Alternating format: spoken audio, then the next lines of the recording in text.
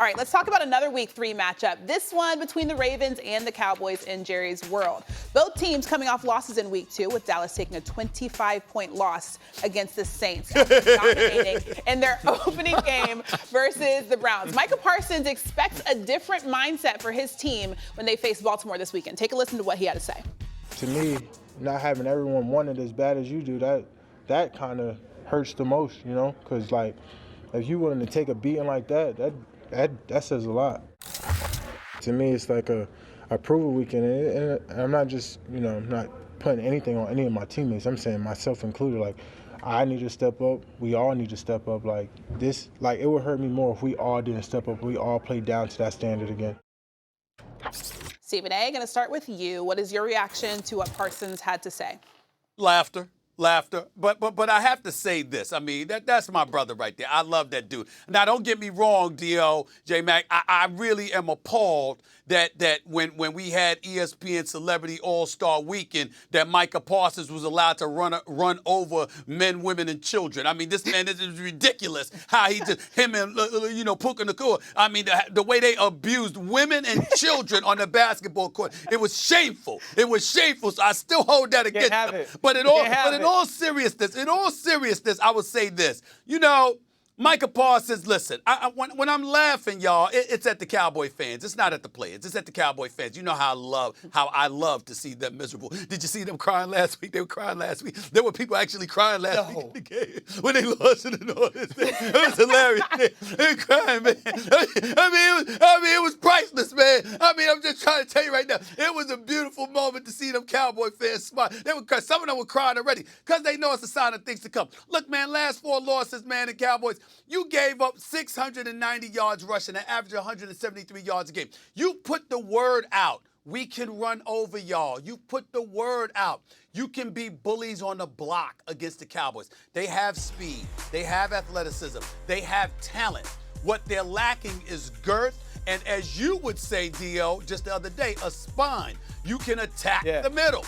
This is what they don't have. And this is what, and when New Orleans goes out there and does what it does, think about this for a second here. New Orleans did that behind a stout offensive line, fellas, right?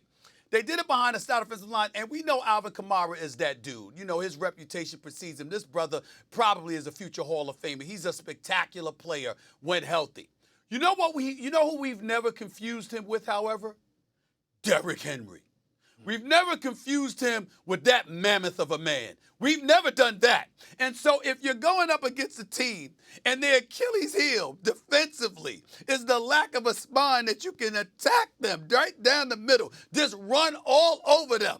You got the Ravens coming to town with an 0-2 record, knowing that this season potentially could be on the line, because who's going to win after starting out 0-3? They know what's on the line. They're going to come in there ready. And you're going up against a team that struggles against the run, and Derrick Henry is your quarterback? I mean, I'm laughing at the thought of what's potentially going to happen to them this weekend. I mean, we thought last week it was bad. Listen, I'm looking at Micah Parsons, I'm like, yo, man, good luck with that, man. You know, go ahead and prove it this weekend. You go right ahead. Yeah, good luck.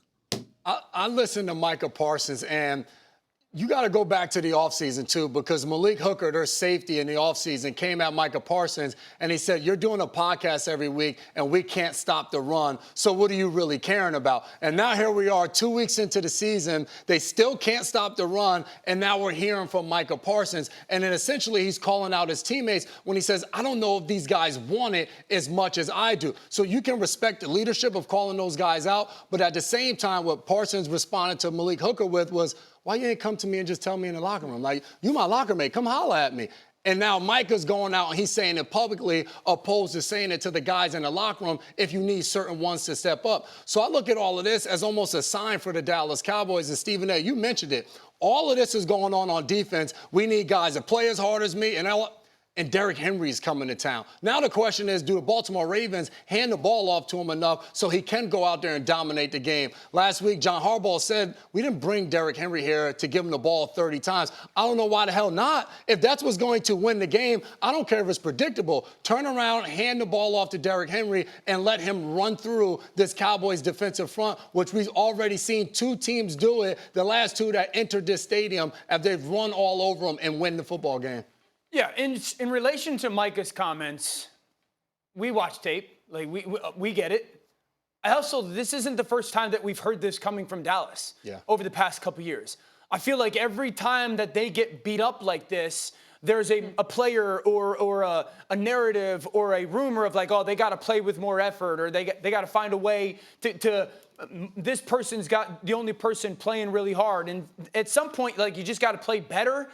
I don't love the fact that Mike is doing this publicly. I don't think that this is a good thing for their football team when you get punched in the mouth and make it very obvious you can't stop the run in the first game home after not doing it in the playoffs last year. So I think, like, this is like the breeding ground for how you can fall apart as a locker room. Even though his playoff performances haven't shown it when he was being double and triple teamed. But nevertheless, here's what I would say on national television as a warning. We saw C.D. Lamb get paid. We saw Dak Prescott get paid. We talked all off season about how 3 dudes needed to get paid. Yep. When you see Micah Parsons talking like this, if it hasn't happened already, I can assure you, in short order, at some point somebody's going to say, maybe he's complaining because he's worried about his bag. Because if this defense struggles and they're compromised, then the businessman that is Jerry Jones will then have a license to sit up there and play hardball like he likes to do and wait until the 11th hour to take care of one of his guys. I'm saying to you, I know you're laughing about that, Dan, but I see these guys, these owners. I'm not talking about the players. I'm talking about owners and how they do business. Remember, no matter how great you are, any businessman is always looking for an excuse to get the most out of you for the minimal amount of cost. I'm only speaking about it from that generic perspective. But I think it's apropos because if you know that as a player and you consider yourself to be a high-end performer and the pieces around you ain't vibing, and that is something you believe is potentially making you look bad, at some point in time, people are going to believe that's why you're speaking out. So I think Micah Parsons has to be careful because of that. I'm not saying that he's doing that, thinking that way, or anything like that. I'm talking about the scribes and the people who cover the sport and cover those Dallas Cowboys. It won't be long before somebody starts asking that question if they haven't started asking already. And I think he needs to be careful about that. Dan, I want to ask you, because they've mentioned Derrick Henry. Obviously, we're talking about Micah Parsons. Who do you think is the most important person in this matchup? The dude we're talking about, Micah Parsons. Yeah. You said it yourself, Micah, prove it. This game will be won by the Dallas Cowboys if Micah's the best player in the field. Simply put, if I were the Dallas Cowboys, I would put Micah on the left side of my defense, on the right side of the Baltimore Ravens offensive line, and I would say dominate the football game. Stephen A., if you watched last week's game versus the Ravens, the reason the Raiders win is because of Max Crosby. Now, offensively, Devontae Adams was amazing, no doubt. Max Crosby dominated the football game, completely won the game, was the best player on the field no matter what Baltimore tried to do, pass, run, double team, block him inside out, block him out, didn't matter. So, Micah, prove it. Hold on, Dan. Go do it. Hold on, Dan. Question. Because Crosby's that dude. We all know he's special, no doubt about it. But he had about 5 quarterback pressures, 2 sacks, 5 quarterback pressures, right? Now, Micah, obviously, could he do that? Fine. My question to both of you is this. Is that a fair expectation? Absolutely.